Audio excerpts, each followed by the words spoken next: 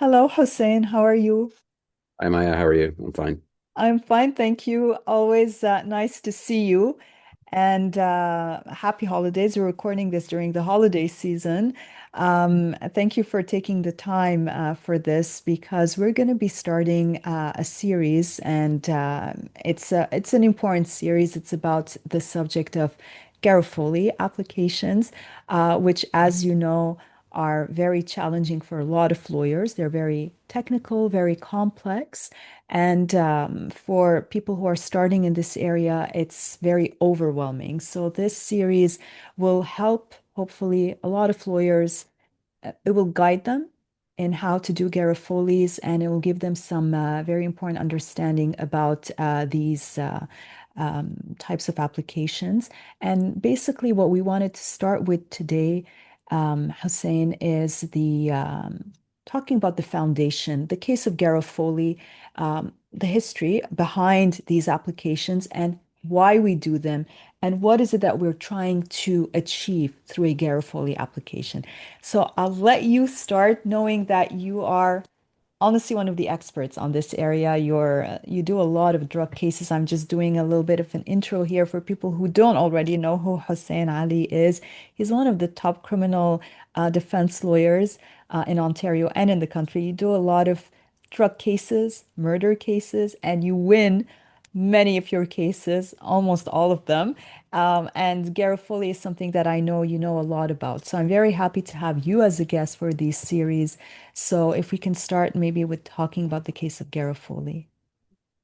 Yeah, so a Garofoli situation, the best way to understand what you're trying to do or what kind of attack you're trying to level is focus on like kind of what happened in Garofoli. So in the original Garofoli case, he attempted to challenge the wiretap authorization that had been issued against him.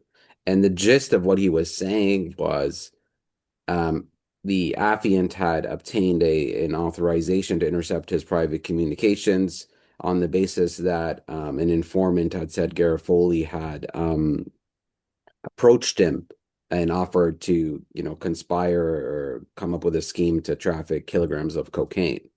And ultimately, at trial, Garofoli's counsel wanted to challenge that authorization on this basis. His claim was his claim was the month when this informant was allegedly approached by Garofoli to sell drugs.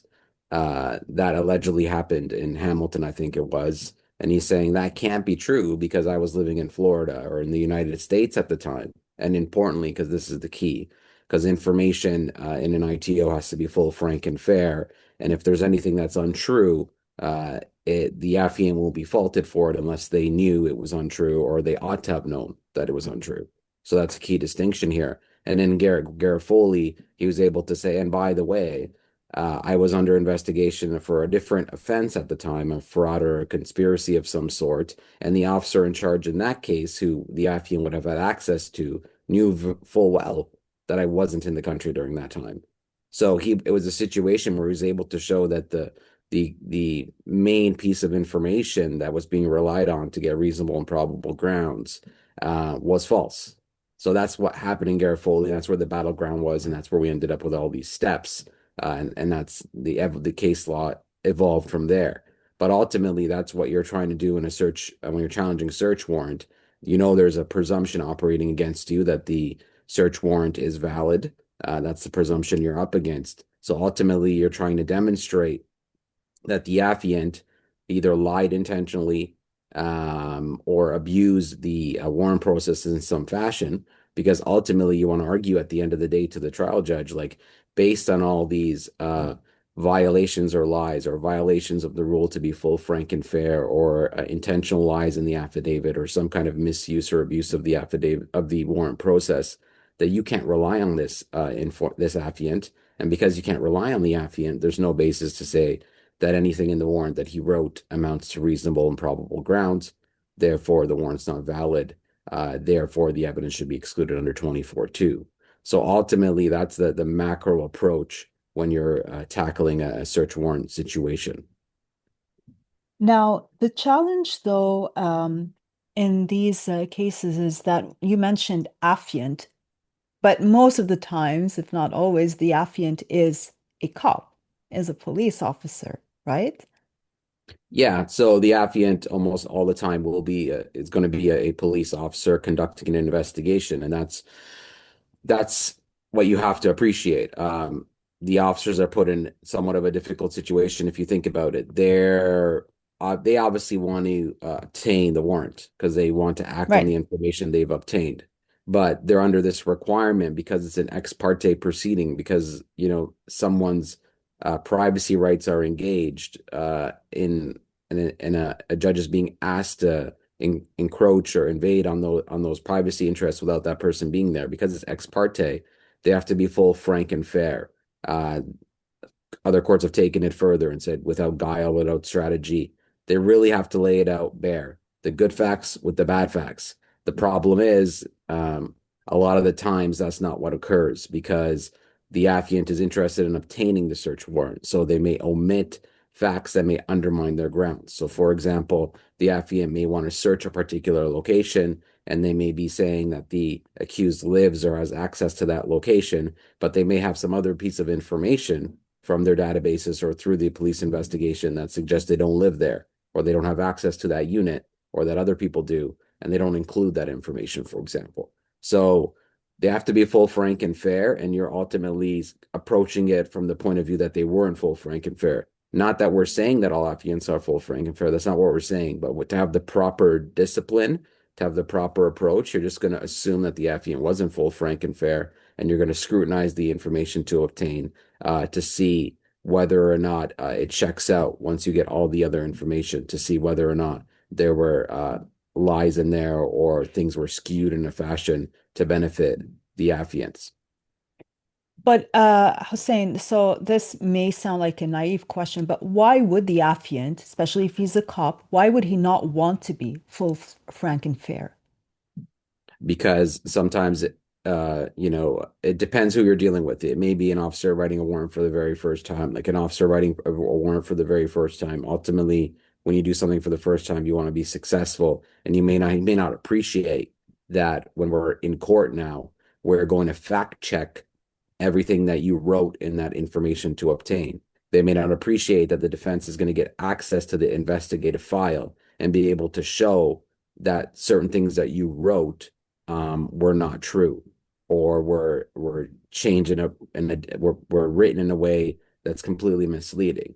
Like I'll give you an example.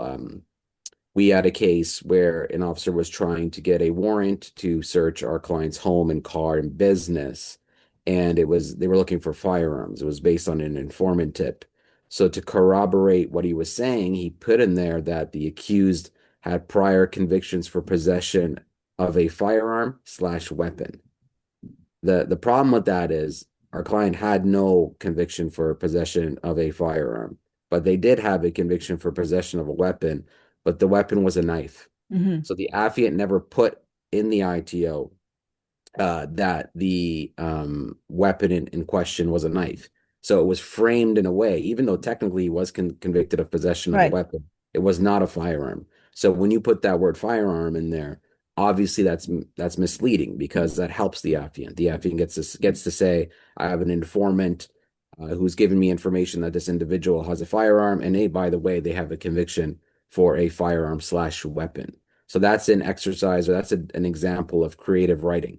So it's like a half truth. It's true that they have a conviction for possession of a weapon, but it's not true that it's a firearm. And that is the type of example of not being full, frank, and fair. That's a major strike on an affiant's credibility. And if you can land a couple major strikes or a major strike coupled with a bunch of little ones, you can really show the judge you cannot rely on this officer. They were not complying with the requirement to be full, frank, and fair. The affidavit is biased. You just can't rely on it. And ultimately, you ask the judge to exclude the evidence based on that because ex parte proceedings are inherently dangerous because you have one party who wants to get the order, in this case, the order to search the locations, and the other party's not there to defend themselves. So And there's four unaware, and not unaware. just Yeah, not, unaware. they don't even know that this is happening. Yeah, and there are a lot of other examples of ex parte proceedings, but ex parte proceedings are at their core, and the case law supports this. Uh, easily manipulated, or they're one of the situations where it's dangerous to simply just rely on the word of one person. It can be easily abused. Now, there are many challenges to Garofoli, and we will get to all of that through the series, one of them being the redactions, but also because the affiant in these cases is going to be a police officer, they have access to a lot of information uh, about the accused or their suspect, the person that they're targeting, or the house, or so they have access to records, police force notes, and records that you, as a defense lawyer, may not have access to or don't have access to. And so, what it seems here, what from what you're saying, Hussein, that when you get whatever you get from the search warrant or the ITO, the information to obtain, you have to fact check everything as much as possible to see if what, like, for example, the example you gave about the convictions. So they said convictions for firearms. In your particular case, the client did have a conviction for weapons, but not specifically firearms. And that led to the understanding that this was a little bit misleading in the way he was drafting this. So obviously, so in this case, you would know because if it's your client, then you can have access to the record. But they refer to other things that you may not be able to fact check. I mean, it's really frustrating. This is one of the main frustrations as well in these types of cases. So if we can maybe talk a little bit about that. Yeah, so that is true. They do have access to a ton of information. So one of the first steps in attacking a search warrant is you really have to obtain the basic disclosure. So what Mhm. you're entitled to really without question is disclosure of the entire investigative file. Now, I should say any disclosure you receive is obviously going to be subject to informer privilege, which means you're not going to get any piece of information that may tend to identify the informant. So whatever you get is going to be redacted to protect informer privilege. But when you get the investigative file, the best way to think about what the contents of the investigative file are is that everything that the affiant looked at or had in front of them, or both, when they were drafting this information to obtain, you're entitled to get a redacted copy of that. And the reason you're entitled to get a redacted copy of that is you get to fact check what he's saying. So, if there is a claim that the police made particular observations on a particular day, and it's written in a particular way in the ITO to make it seem like that was a drug deal that occurred, you're going to go to the original notes from those officers and read it and see, was this represented the same way, right? Was it a quick meetup? Okay, it was a quick meetup, but you may look at the notes and you may say, oh, but he was meeting his family member that day, or he was meeting his mother. So that doesn't really make sense that that's a drug deal. So you always want to fact check it because, things could be written in a way that is misleading, that assists the affiant. So yeah, they do have access to a ton of information, but it's really your job as the defense lawyer to get to demand as much disclosure as you can so you can fact check things or demonstrate that there was information that was left out. Because what you really have to appreciate too about these search warrant situations is the Crown is not required to do a deep dive into the ITO and fact check it. That's your job as the defense lawyer. The Crown, a lot of times, is not even aware of who the informant is, right? So if you're dealing with a situation where we'll get to this later, where you're challenging whether or not the informant, in fact, was an informant, you may be arguing that the informant was an agent. The Crown's not going to know that. That's not their function until you get deeper into the process. So a lot of times, any misconduct that's occurred, even the Crown's not aware of it. So it's really the job of the defense lawyer to fact check this information to obtain and make sure that the requirements were met. Because ultimately, the test is whether or not there's reasonable and probable grounds that an offense has been committed, and whether or not there's reasonable and probable grounds to search the particular location. And the ultimate test at the end of the Garofoli is whether or not there's some basis for the information for the ITO to have been issued, for the order to have been issued. So some basis is a pretty low standard. So you're ultimately trying to knock it out by saying you just can't believe a word this affiant says. Like everything in this ITO is questionable because we've demonstrated that the affiant has said or made two or three complete lies and exaggerated four other instances, you simply can't believe this person. You simply can't rely on anything they wrote. Now, the other issue, though, Hussein, is that as we see in some of these cases, the affiant doesn't necessarily know directly or doesn't necessarily have a direct connection with the informer. Like there is what we're getting into another concept, the handler, who is the one who has that connection with the informer, and the affiant is just getting the information, let's say secondhand, probably. So that makes it even more complex because then the affiant can say, well, I am being frank and honest and fair or whatever. Like, like I'm just getting whatever information is given to me. Like, this is what I was told. This person knows this informer. They have a good connection and they're trusted. There's always this mention in the affidavit, the ITO. They're known, they have a record of success. We trust them. They came up again with more information or new information about this guy. So I'm just going to go with that. That's as much as I know. So it's kind of taking away the responsibility. Well, I'm getting this from someone who knows this person. So can we just get into that? Because that makes it very messy, I find. Yeah, it does make it more difficult. I think we have to remember that, back when prior to learning, there was no step six procedure. So um, essentially, step six Mhm. changed the way we litigate warrants because prior to that, and what I'd say is the good old days, whatever the Crown redacted was what they had to rely on to justify the warrant. So that's not the situation anymore. The Crown can redact a whole bunch of information. The defense is not aware of it. Then they can go to step six and say, take a look at what's behind the black. You couldn't do that before. Whatever the Crown decided to redact, they would redact. And the end result was we would have more information that would help us maybe undermine the informant's information in a way similar to what Garofoli did. Garofoli knew the informant said that I approached him on, in this month of this year, but I wasn't even in the country, so that couldn't have happened. So he's able Mhm. to challenge it. But Right. your point is well taken. Yes, the almost in Toronto at least, the affiant will never be the handler. So you're not going to be entitled to the handler's notes unless you can demonstrate the affiant looked at the handler's notes, right?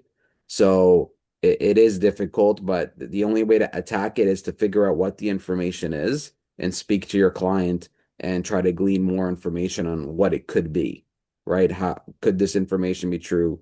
Was it presented in an accurate fashion? So, and I know here we've been mentioning a few words that are very specific to the world of Garofoli and search warrants. So we mentioned affiant, informant, the handler. Maybe if we can just clarify those notions for those who are watching who are not very familiar with that, because it is important to understand these people have different roles in the process.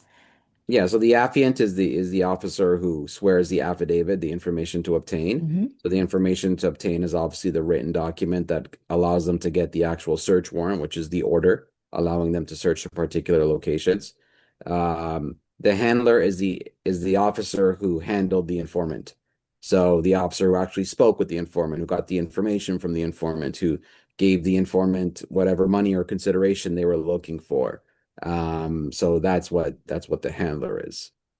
And then we have the informant, who is the person who's giving Yes, the tip and the information to the yes. handler. And sometimes Um, there's one, and sometimes there's two, and sometimes there's many more. and So, okay, so that's a good point because sometimes, and often there's at least two um, informants.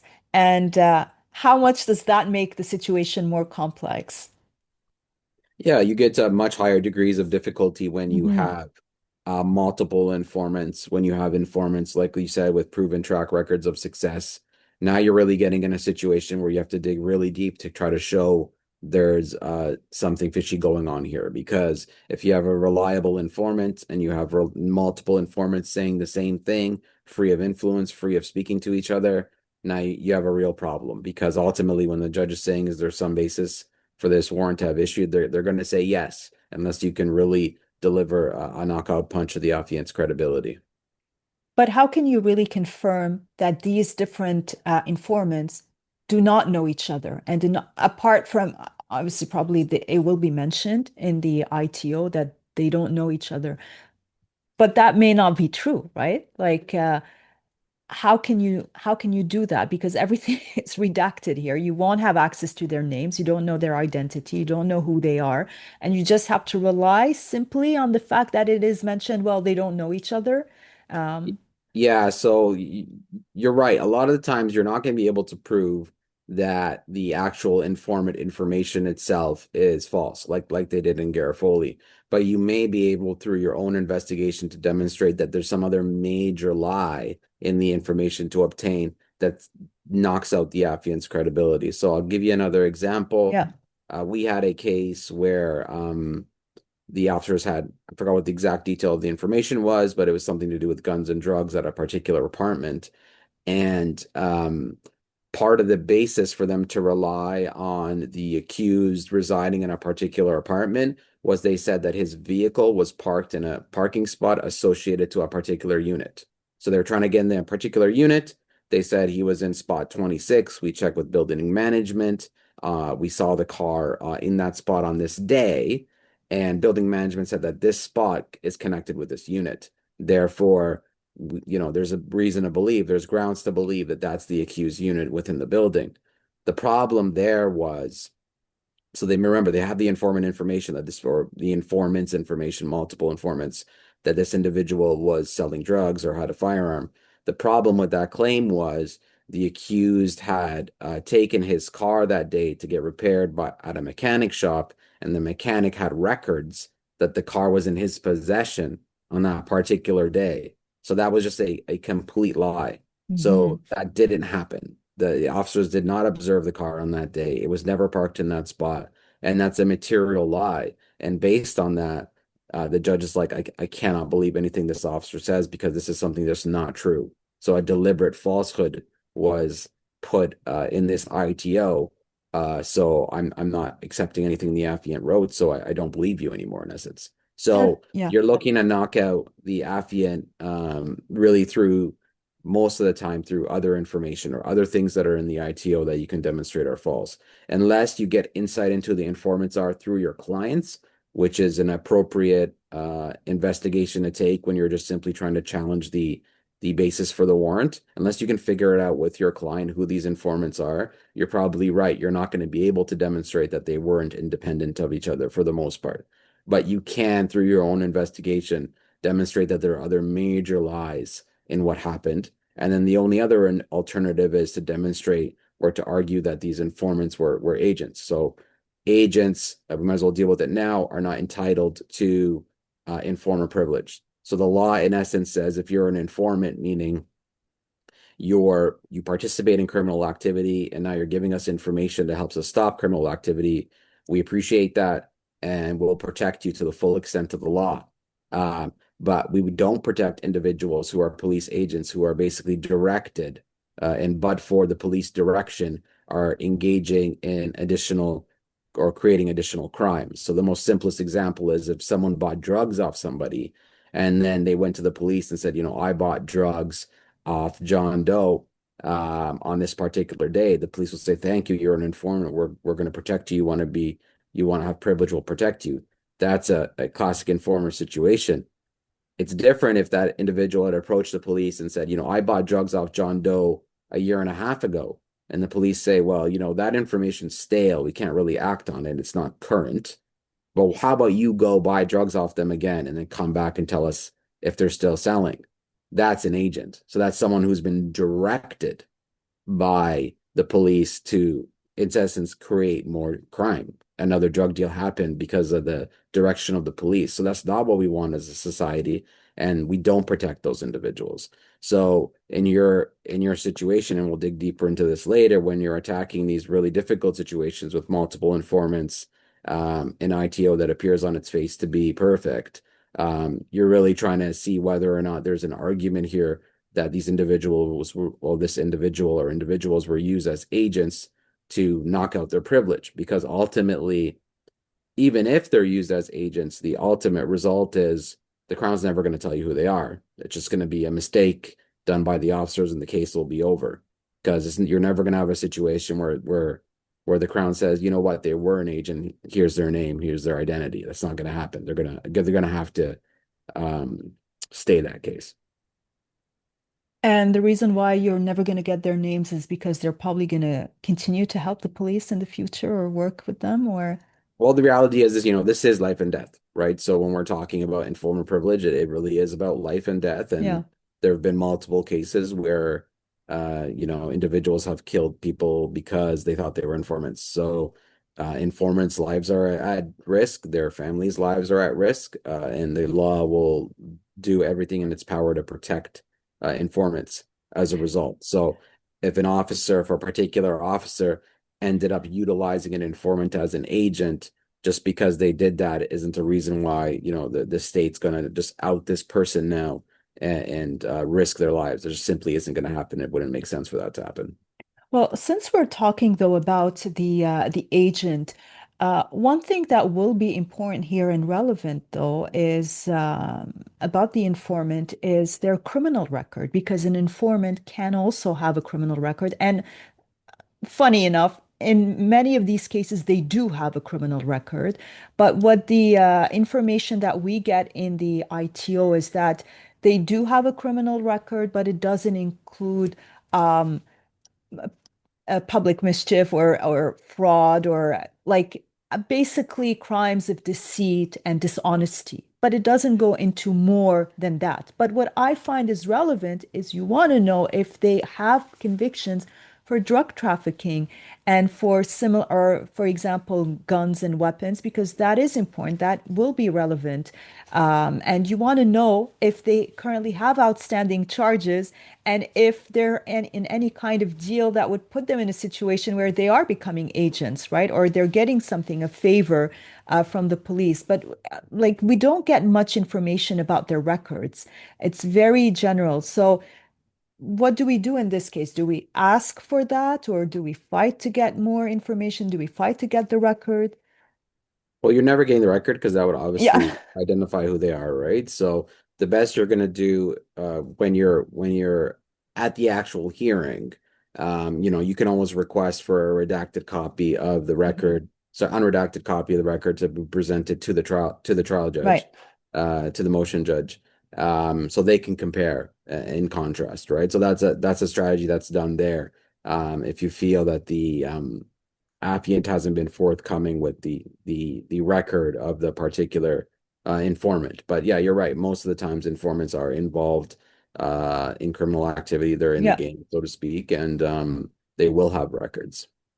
Well, and they will have records that are actually with convictions and entries that are connected to the type of offense that we're dealing with in this case. And these are cases, usually drug cases, drugs and guns.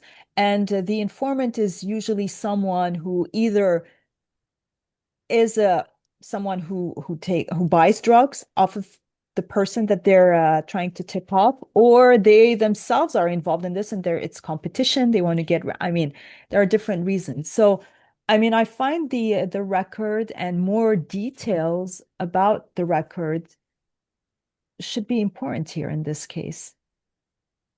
Yeah, like it's important for the affiant to be full, frank, and fair. So if they're aware of information, like they have to state the informant's criminal record accurately. Mhm. So that one's easy to fact check, because you can get that provided to the motion judge to compare and contrast. So um I think most of the experienced affiants aren't going to take a strike based on misrepresenting an informant's record anymore, simply because they know that that's an easy one to get caught on. So they're not gonna they're not the more experienced drafters, the more experienced affiants usually don't make that mistake, but it is something that can be done. It is something that is done, that an affiant may misrepresent or undermine an informant's criminal record simply because they want them to be more believable, right? So yeah, it is something that you want to push on. You won't get it obviously in the disclosure process, but you could get it into court on the day of the actual motion and ask the judge to scrutinize it and see whether or not it was presented accurately in the information to obtain. Okay, and so just to go back here, Hussein, so one of the most important things then here to do as a starting point is to obviously you want to read the full ITO, but that you want to also read it with your client, right? Because it is your client who's going to be able to tell you if there are some elements that are right or wrong, right? So tell us just a little bit about the how you work with that with your client, so your client can guide you into what is it that could be problematic, the information that is inaccurate. Because in Garofoli, it's a factor. Like if it wasn't from the client, I don't think the lawyer would have known that. Like you would have seen like there are a bunch of dates. We presume that the dates are accurate, but here it's the client who would have probably, it's Mr. Garofoli who told his lawyer, but I wasn't there like at the on these days. So this is completely wrong. So how important is it to like tell us about the interaction with your client when you're reviewing the ITO? Yeah, so your client is for sure the best source of information. Hmm. I think what you really have to appreciate about what's happening is police officers are receiving information all the time from informants, and it's their job to reasonably evaluate whether or not they can act on the information. So Right. whether or not they can actually go take a door, search a car, search a business based on this information, and still do what they have to do, which is protect the informant. So there's a line there. An informant may give information about an individual, and a responsible officer will be like, I just can't act on this information because there's no way for me to do this and you not be exposed. Right. So there's officers that appreciate that. But then there's officers who don't and who take bigger risks. They may not appreciate it, or they may just do it they may not care. Whatever the reasons are, but they're acting on information where it's essentially very difficult to hide who the informant is, right? So the informant a lot of times is somebody in the accused inner circle. Hmm. It's somebody that they know.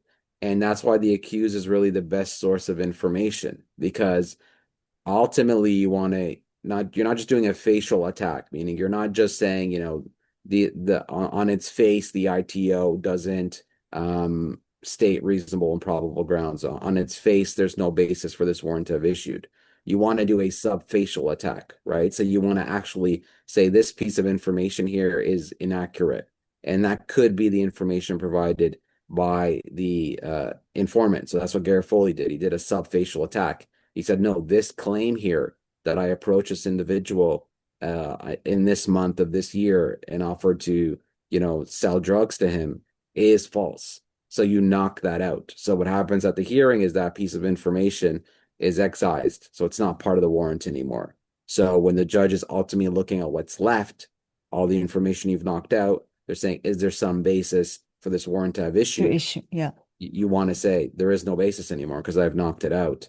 So the client is a wealth of information, because a lot of times, because cases are being brought before the courts that shouldn't have, meaning it was always the situation where the officer shouldn't have acted on this information because the person is too close. It's impossible to protect their identity. It's impossible to maintain privilege. When you speak to your client, a lot of times they know, like they look at what happened, and it's really difficult for a crown attorney and a affiant to redact an ITO and leave you with no hints whatsoever, right? So, like, I'll give you an example. I was reviewing an ITO with a client, and we're just going through the appendix that laid out the informant's information, and he says, I know who it is. And I'm like, well, how do you know who it is? Yeah. And he said, well, they've provided two phone numbers here Hmm. that belong to me and another an individual. I think it was one of his family members. And he's like, well, there's only one person that I sold drugs to that had both those numbers, Hmm. right? That have both those numbers. So now we have all this wealth of information, because now, like the things that you were saying before, I can actually check. Now, if I have this person's name, I can obtain their criminal record, Right. right? Or I can look up their informations, right? Or I can do an investigation as to what they said and ask the accused, is this true? And maybe the accused has proof that there were no text conversations on this day, or or he was somewhere else on this particular day, or gone for a month, or for example, right? So now I can undermine that information, and if I can show that the affiant ought to have known some of that stuff was false, now the crown has a major problem. So the accused is a major source of information, right? Now, Barrows from the Supreme Court of Canada kind of puts the chills to some of this, some defense investigation because they say, you know, if you're trying to identify the informant just to simply have the Crown stay the charges, that could potentially be an obstruct justice. You have to be doing it for a lawful purpose. So you always have to remember that you're not simply trying to identify the informant so the Crown stays the charges. You're trying to identify the informant to figure out whether or not the preconditions of the warrant have been met, whether or not the officer was full, frank, and fair. And that bit of information about who an informant is can lead you to an investigation that can undermine a warrant. Now, I'll give you another example. I had a case where I was reviewing a warrant with my client. They ultimately said, I know who it is. I can't remember the exact reason why they knew who it was, but they knew who it was. Um, we talked about it. I said, you know, makes sense that it's that person. Let's take a look at that. And this is what we discovered. We discovered that that individual was on bail at the time he gave the information. We saw that the individual was arrested on a Friday for a breach because you know how these things tend to work, right? When you're trying to say who's an informant, you ultimately, you know, you're looking for a situation for someone who's recently been charged or facing criminal charges, who has a reason to give somebody up so they can get a break on their charges, Hmm. right? So ultimately, the accused is going to be thinking, well, who around me recently got arrested? Who around me has a basis to give information? So in this case, we found out that this individual was on outstanding charges, got arrested on a Friday, breaching his bail with new serious criminal charges because we went and got the informations from court. So we went and got the informations from court and we were able to see that they're arrested on a Friday.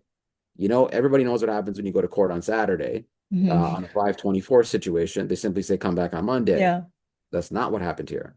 He got out, so he has a record. He breaches his bail, new serious charges, gets out. We know that that's not going to happen, right? That the reason that's happening now, so that's a clue for me that says he probably got bail because he gave information. right, And right. then the accused's position, and this was important, was that when this person got out of jail on the Saturday, they were pestering them to meet up, to send them pictures of their firearm for them to connect. So they clearly were directed, So right? agent here. Agent, right? And importantly, the police got a warrant for a particular vehicle, and this vehicle was stolen. So it was kind of shared by these two people and hidden at a particular location. So the accused was able to look at their text messages and show me that, look, this individual was like pestering, like, where's the car? Where's the car? Right? So he was What's inside clearly of it? helping the police here. Yeah. Exactly, right? So now that's an example of like I figure out who the informant is with my client and I do a proper investigation to say, you know, this does look like it's this person. And now I have a credible argument that this individual was given bail in a situ in a on a day where they would never get bail and was directed immediately to go connect with my client, right? And then I was able to see that once the informant learned where the car was and what was inside of it, then new information was provided to the police right after that. So that's a situation where I can credibly tell a judge now, one, I want more disclosure. I want disclosure that would support uh that meets the disclosure test of likely relevance. I want more disclosure in like maybe the handler's notes because I want you to look at the handler's notes. So the handler obviously would have to write down when the dates and times and the particulars of when the information was received. And I can say I want you to scrutinize that and compare it to what's in the ITO. And I want you to scrutinize that to determine whether or not this individual was a informant or truly an agent. Because you have to assume, like I said earlier, I may have said this earlier, that these informants are being used as agents because you have to look at the reality of the relationship. You have police officers who want to retake doors, they want to search cars, they want to search places because they want to discover crime. And you have ITOs where these informants are somehow always getting them the $1 million information, the information that they need. They're acting exactly like an undercover police officer would. And you have to ask yourself, is it reasonable that this informant would obtain all this information and act in a way that a police officer would have without any direction? And then you also add the layer that this is a private conversation between the handler and the informant, right? There's no one listening to this. So how tempting is it for an officer to just say, buddy, go, we need something more current. We need Okay. something more recent. It's too tempting. It's basically irresistible. So just from a discipline perspective, you always approach it like these informants are all agents, and you keep your eyes open for ways to demonstrate uh, that this individual has been used as an agent. So that's one example. We had a second example where the police initially had a tip that an individual sold drugs, and they had told us through the process that it was stale. So the informant was one informant. Informant gave them information that was stale. So they can't really do anything about that. Then the Hmm. informant went back and gave them information that was current. So they had said that the informant had previously sold drugs but had stopped and had previously bought for drugs from the accused on a date where the information was stale. But then all of a sudden, the informant who wants consideration, probably for their own new charges, went and re-engaged my client. Hmm. Now they bought drugs currently from my client, Yeah. right? Now, what can the police do with that? They really can't do much with that unless they know where the accused lives. Then the informant went back to the police and said, hey, by the way, I know where he lives. He lives at this building. So the police are like, great, but what do the police need now to get a search warrant? They need a unit number. The informant went back, and all of a sudden the informant provided them the unit number. So if you look at that sequence of events, you have the informant going back to the police officer 3 or 4 times with a bullseye, right? With the perfect information to get them the last pieces of the puzzle to allow them to get them information to get a warrant for the location. They had stale information, then they went from stale information to current information. Then they went from not knowing his apartment building to knowing the apartment building. Then they went from not knowing the unit number to knowing the unit number. So ask yourself, could a normal informant, just a normal street criminal, have the knowledge to obtain the exact information that the police needed without direction? Right? Yeah. That is highly, highly unlikely because an informant doesn't understand the warrant process.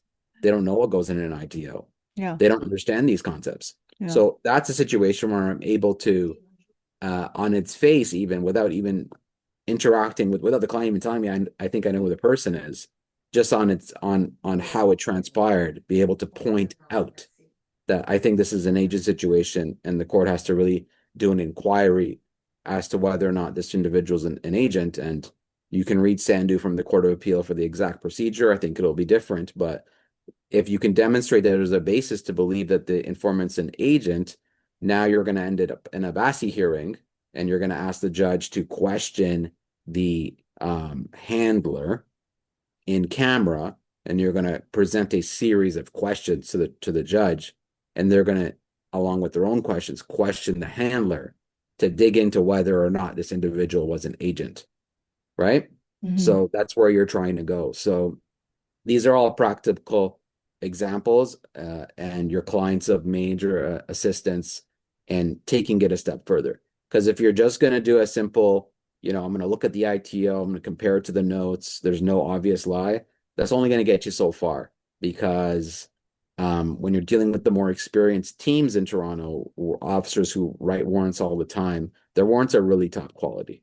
So if you really want to undermine one of those top quality warrants, you're going to have to do your own investigation. You just have to remember that when you're doing your own investigation, you always have to be acting for the purpose of not having the Crown stay the charges, but to do your job, which is to undermine one of the preconditions of the warrant. So you have to say, yeah, I did this line of investigation because that could have told me X, which could undermine fact Y in the ITO.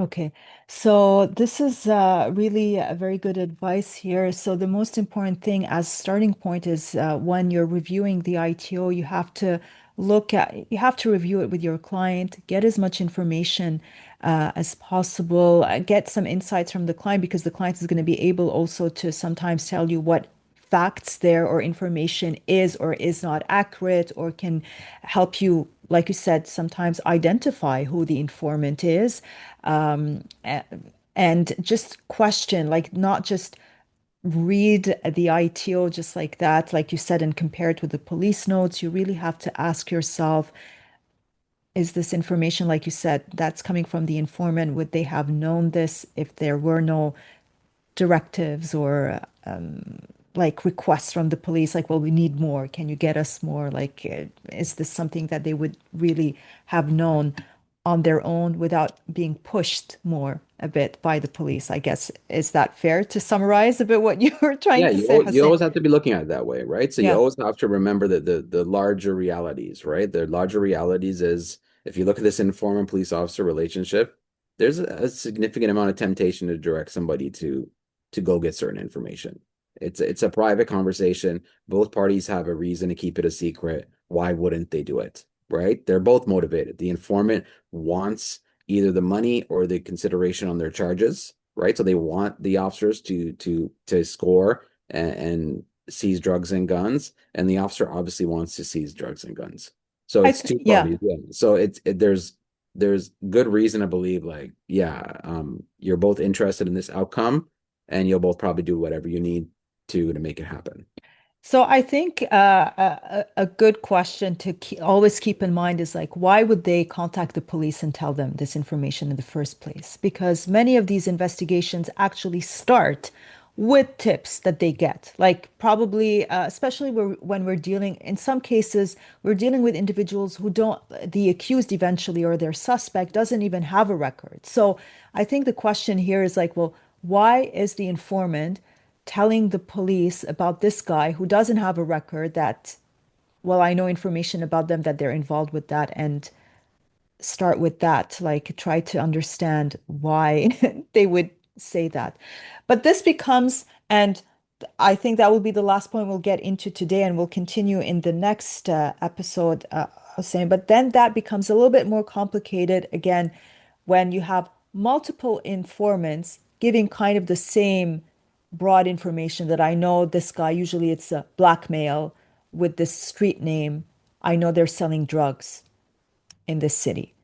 And when that's coming from multiple sources, multiple informants, but it's still vague. I mean, there are many cases that I've seen, at least, the information, the tip is vague. It's blackmail, selling drugs in a city.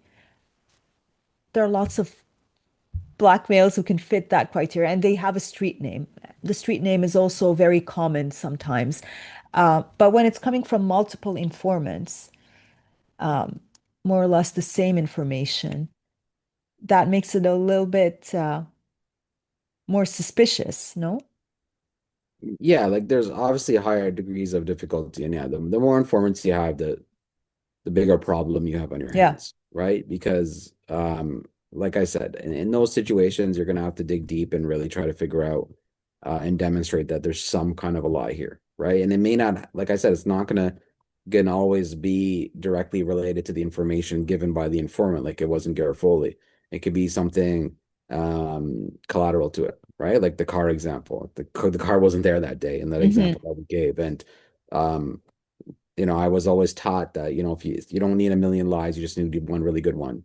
And if you have one really good one, you can say they lied about that. That's it. That's clearly something that's made up. How can you accept that any of this is true, including the five informants they claim to have had, Now, in the including the fact that they claim that these informants were independent of each other? You just simply can't believe anything in here. Now, in the case where you have multiple informants, though, if you are able to show that at least one of them gave wrong information or there was really an issue with one of them, does that have an impact? Can it have an impact on the rest of the ITO, or it can just be, or it depends on the case. It depends on what kind of problem or issue we're in. Yeah. So the Crown will argue, okay, yeah, let's excise that out, but that's not Hmm. your pitch. Your pitch is like, look, this is either an abuse of the warrant system and or this is a such a fatal blow to the affiant's credibility that it doesn't they could have a hundred informants saying the same thing here. You can't believe what the affiant wrote, Hmm. right? So the information in the ITO is only as reliable as the affiant is. So if you can demonstrate or as credible and reliable as the affiant is, and if you can show that the affiant simply is not credible, right? Then it doesn't matter what's in the ITO. And what's the That's your pitch. responsibility, though, Hussein, of the affiant? Because I know you said the Crown doesn't have an obligation to go and fact check and to dive deep into the ITO. That's not the Crown's role. But what about the affiant? How far is the affiant required to go and fact check and to confirm everything? They have to be full, they have to go as far as they can to be full, frank, and fair and not provide a misleading picture. So Hmm. you'll get in this argument where, like you said, there's a wealth of information, and the affiant may say, I didn't include it because it's impossible for me to include anything, everything. We'd have, 600-page ITOs. So I had to make a call. But what you do in that situation is you line up all the information that they didn't include, right? And you ask yourself, did this assist the affiant's purpose? So did it assist them in getting the ITO, or did it hurt them? And if you can point to 6 or 7 instances where something wasn't included and or something was written in a way that was more favorable to the affiant, you get to say that there's a complete improbability of coincidence that every time he misstated something or every time he excluded something, that it helped his cause Hmm. or her cause, right? That's improbable. That's a Yeah. pattern, right? Yeah. So that's the way you deal with the argument that there's too much information, we can't include all of it. Well, that's not what you're doing. It was actually intentional because every time you didn't Right. include something, it helped you. Every time you misstated something, it wasn't just a mistake, it helped you, right? And you challenge the crown. Say, I've pointed your honor to 7 instances where something was claimed to be a mistake, but it helped them, or claimed to be just a function of not having to include all this information, but it helped them. Can the crown point to one situation where they misstated something where it hurt them? Yeah. No, it doesn't happen that Yeah. way, right? Yeah. So that's how you deal with that. And these cases are just about really um, digging deep on all the different avenues of attack to see what you come up with. Because, like I said, this is a secret process with secret conversations, and it's very difficult to attack. And especially because, as we'll get into later in the series, we'll see that they're very heavily redacted. So you have to figure all this out with a lot of information that you don't have access to. And so our job here is to try to reconstruct what's being kept in the dark. As one of your articles is, I think, on this issue is fighting in the dark. The basics of search warrant challenges. So it's a really good article that you wrote or paper that you wrote, Hussein. So anyone who has access to it, I strongly recommend. That's a very good way to start knowing about these issues and the topic of Garofoli. So um, we will stop here today for this episode. We will continue with more on Garofoli's. There's a lot to cover, but I think that we just went through the basics and an overview here today about what Garofoli's are, and we'll continue more. So thank you so much, Hussein, for this episode 1 of the Garofoli series. You're welcome.